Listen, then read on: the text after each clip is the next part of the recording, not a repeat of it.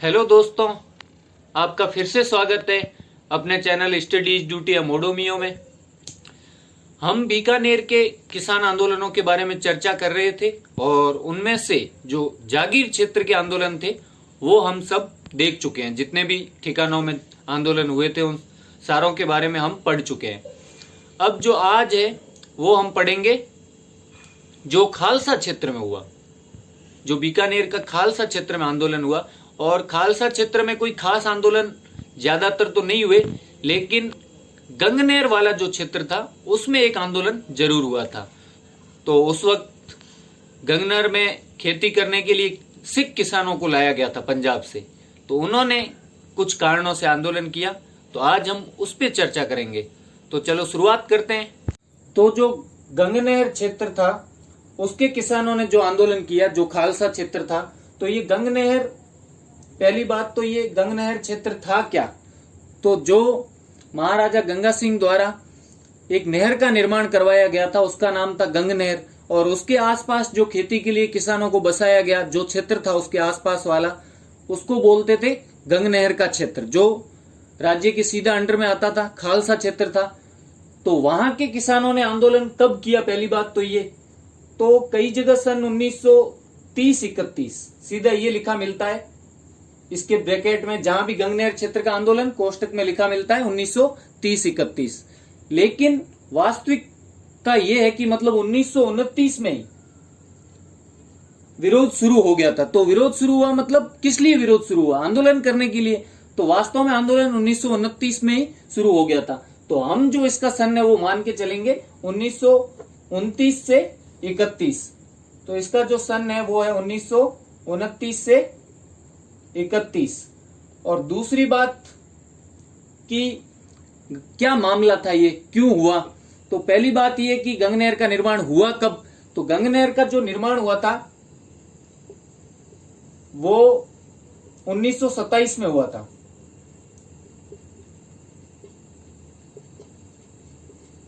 1927 में ये बन गई थी, लेकिन इसके निर्माण से पहले ही इसकी जो आसपास की जमीन थी कि भाई नहरी क्षेत्र की जो जमीन है उसका आवंटन शुरू हो गया था, कि जमीन पहले ही आवंटित कर दी थी। जैसे कोई कॉलोनी काटते हैं ना कभी कहीं, तो कॉलोनी कटती बाद में पहले ही लोगों को उसकी जो प्लॉट वगैरह होते हैं वो उनको आवंटित कर देते हैं, या जो फ्लैट बने हुए होते हैं वो पहले ही आवंटित कर देते हैं। वैसे ही गंगनेर का निर्माण तो 1927 में हुआ, लेकिन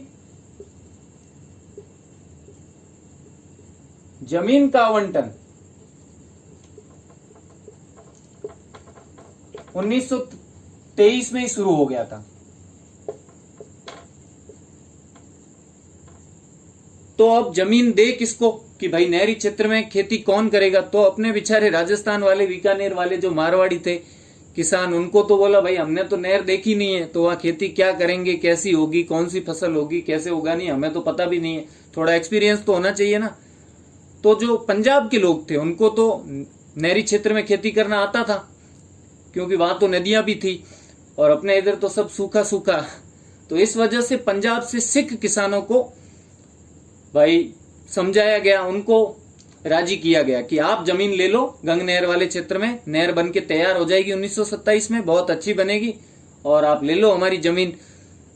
तो इस वजह से सिख किसानों ने बोला भाई हमारे पास तो इतना पैसा नहीं है कि हम जमीन खरीद सकें। तो इनको बोल दिया था पैसे की टेंशन मत लो, जैसे बोलते हैं ना कई लोग, वैसे ही यार पैसे की कहां बात की, आप बस जमीन ले लो। तो इनको बोला भाई तुम किस्तों में पैसे दे देना। तो ये बात हुई थी। तो पहली बात तो ये थी कि पैसे जो थे जमीन के वो किस्तों में पैसे देना तय हुआ था।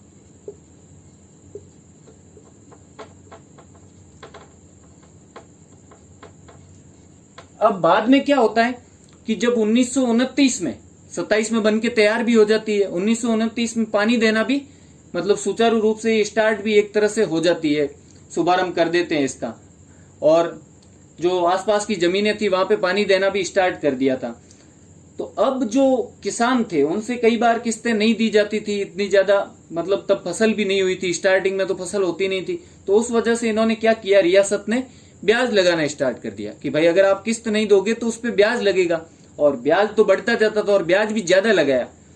तो पहली जो कारण था इसका, इस आंदोलन का, वो यही था कि जो किस्तों पर ब्याज लग रहा था, किसानों ने बोला कि ब्याज मत लगाओ, और लगाओ तो भी इतना ज्यादा मत लगाओ। हम तो पहले ही बोल रहे थे हमारे पास पैसे नहीं है, आप खुद नहीं बोला पैसे की टेंशन मत लो, यहाँ ले आए, अब किस्तें चूक नहीं रही, ऊपर से ब्याज और लगा रहे हो। तो पहला कारण ये था इस आंदोलन का। मैं थोड़ा सा मिटा के लिख देता हूं कि निर्माण 1927 में हुआ, आंदोलन का सन 1929 से 31 था, और जमीन का आवंटन 1923 से ही शुरू हो गया था। तो अब पानी देना कब स्टार्ट हुए? पानी देना प्रारंभ हुए 1929 में, और यहां हम लिख देते हैं इसके कारण। तो किस्तों में पैसे देना तय हुआ था, पहला कारण था किस्तों पर ब्याज ज्यादा होना।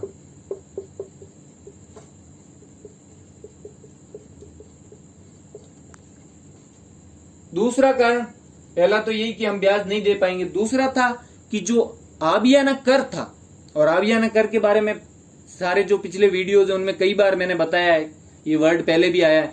आब का मतलब होता है पानी, जैसे पंज आब, 5 नदियों वाला प्रदेश, तो आब का मतलब पानी होता है। तो उस वजह से आबियाना कर मतलब पानी का कर, मतलब सिंचाई का कर। अब पानी का और कौन सा कर होगा? भगवान पानी देता वर्षा के रूप में, उसका तो कर ले नहीं सकते, उसका तो लगान वैसे ही वसूलते थे। तो पानी सिंचाई करने के लिए देते थे, तो आबियाना कर था या जो सिंचाई कर था वो भी बहुत ज्यादा था। तो एक इनकी ये प्रॉब्लम थी। और तीसरा जो था कि पानी बराबर मात्रा में उनको नहीं मिल पा रहा था, पानी की मतलब उनको कमी हो रही थी, तो पानी की पर्याप्त मात्रा प्राप्त नहीं हो रही थी।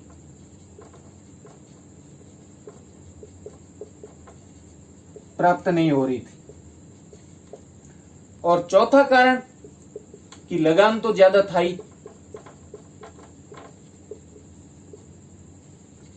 अब ये 4 कारण थे, तो किसान बोले भाई अब हम तो विरोध करना शुरू करेंगे। तो इस वजह से उन्होंने क्या किया, किसानों ने एक संघ बनाया कि हम इस संघ के माध्यम से पहले तो रिक्वेस्ट करेंगे राजा साहब से कि भाई मान लो हमारी मांगे। तो इसलिए उन्होंने क्या किया, 1929 में ही जब पानी देना प्रारंभ हुए तभी उन्होंने आंदोलन की एक तरह से शुरुआत कर दी थी। और 19 अप्रैल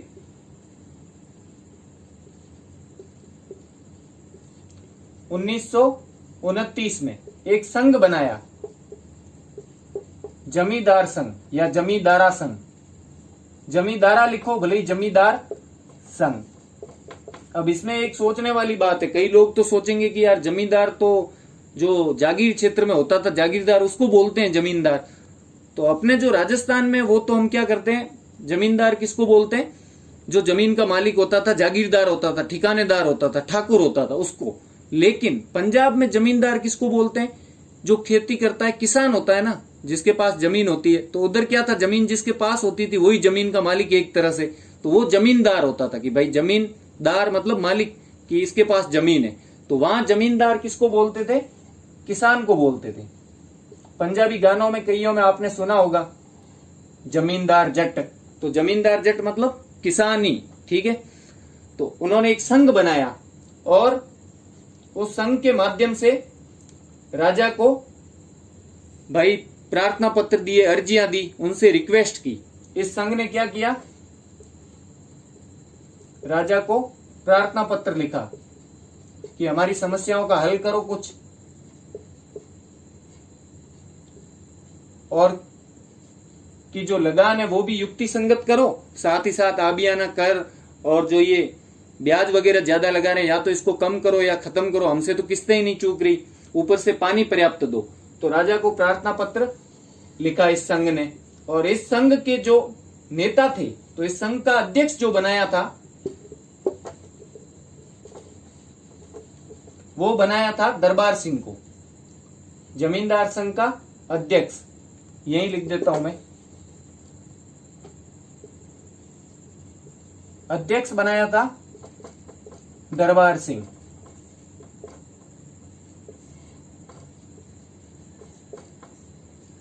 अब पहले ही मैं बता चुका हूं कि अपने वाले किसान थे वो इसमें खेती करना नहीं जानते थे, इसलिए सिख किसानों को लाया गया था। तो ये एक तरह के सिख किसानों का ही आंदोलन है। तो दरबार सिंह भी सिख थे, तो उनको बनाया जमींदारा संघ का अध्यक्ष। और साथ में एक और नेता थे, इनके नाम आए अगर 2 नाम कि कौन कौन से नेता थे यहाँ के किसानों के, तो वो थे करतार सिंह, दरबार सिंह और करतार सिंह। कि भाई या तो दरबार सिंह के कहने पे जो बीकानेर के दरबार है वो सुन लेंगे हमारी, और या फिर करतार सुन लेगा। करतार मतलब करतार सिंह के कहने पे करतार सुन लेगा, भगवान सुन लेगा। तो उन्होंने प्रार्थना पत्र लिखा जमींदार संघ ने राजा को, और साथ ही साथ एक बैठक रखी। पहले तो उन्होंने अर्जियां लिखी और किसी के माध्यम से वहां बात पहुंचाई, लेकिन जब कुछ नहीं हुआ तब उन्होंने एक मीटिंग रखी, एक सभा रखी। कहां रखी? अब गंगनहर की बात हो रही है तो उन्होंने श्री गंगानगर में। और राजा भी कौन थे? गंगा सिंह। इस वक्त यहाँ के राजा कौन थे? गंगा सिंह। ज्यादातर आंदोलन जो है बीकानेर के उनमें राजा गंगा सिंह ही है। तो श्री गंगानगर में 10 मई, ये अप्रैल में तो ये जमींदारा संघ बन गया, 10 मई 1929 को एक सभा होती है। और उस सभा में ये तय करते हैं किसान कि भाई राजा हमारी जो मांगे हैं उनको पूरी कर दे, और राजा को एक मांग पत्र देते हैं। और इस सभा से बाद में एक मांग पत्र तैयार करते हैं जो राजा को भेजते हैं।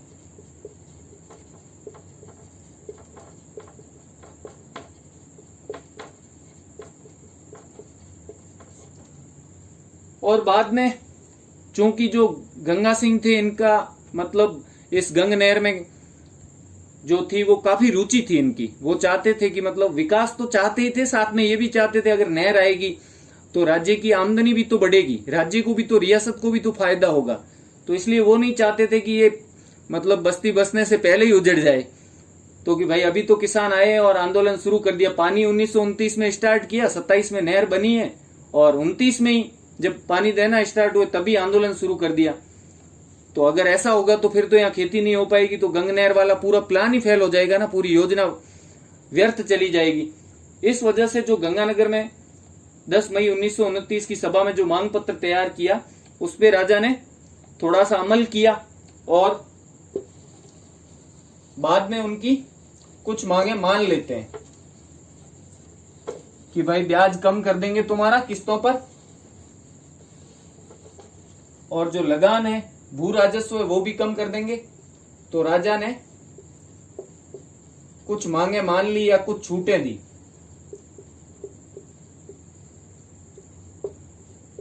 अब वो क्या क्या थी? एक तो भू राजस्व, जो लगान था वो कम कर देंगे। और कितना कम?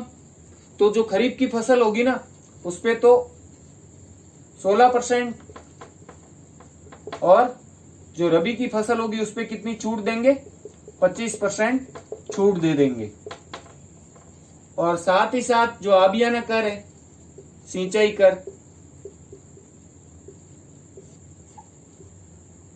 उसमें भी थोड़ी कमी की जाएगी। और जो ब्याज है उसमें भी थोड़ी कमी की जाएगी। इस तरह, और पानी पर्याप्त मात्रा में दिया जाएगा, प्लस जो पानी है वो पर्याप्त दिया जाएगा। तो ये चीजें राजा ने इनकी मान ली, और इस वजह से आंदोलन फिर धीरे धीरे ये समाप्त हो जाता है। अब कुछ लोग तो कहते हैं कि आंदोलन मतलब आजादी तक चलता रहा, उसके बाद मांगे मान ली गई। तो एक बात ये देखने की, नहरी क्षेत्रों में हमेशा आंदोलन ऐसे तो चलते रहते थे, कुछ न कुछ कोई न कोई मांग उठाता रहता था। लेकिन जो मेनली ये आंदोलन शुरू हुआ था ना, तो जब वो लोग जाके बसे कि हम खेती करेंगे, और वहां ना तो पानी आ रहा है, ऊपर से किस्तें ऊपर हो रही है कि भाई हमारी तो उपज अभी हुई नहीं, उससे पहले ही हमारे ब्याज चढ़ रहा है, तो उस वजह से उनको प्रॉब्लम थी। बाद में तो इक्का दुक्का छुटपुट घटनाएं होती रहती है। तो ये जब छूटें दे दी तो ये आंदोलन एक तरह से धीमा पड़ जाता है। और उसके बाद तो सेकेंड वर्ल्ड वॉर के बाद जो अपनी फसल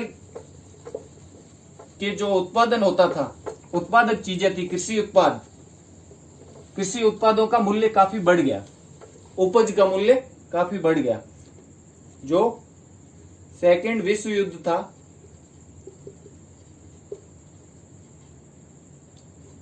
उसके बाद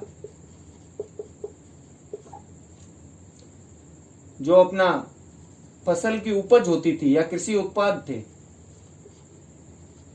उसका मूल्य बढ़ गया।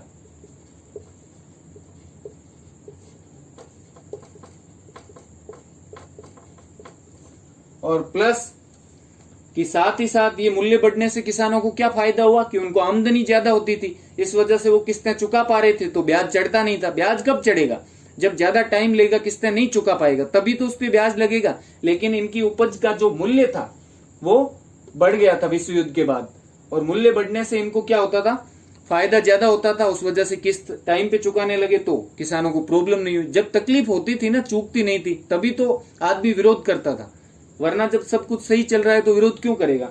और दूसरी बात कि इसके बाद जो पानी था और जो नहर थी, वो भी पानी पर्याप्त मात्रा में, फुल, कहने का अर्थ है नहर का काम सुचारू रूप से चालू हो गया था।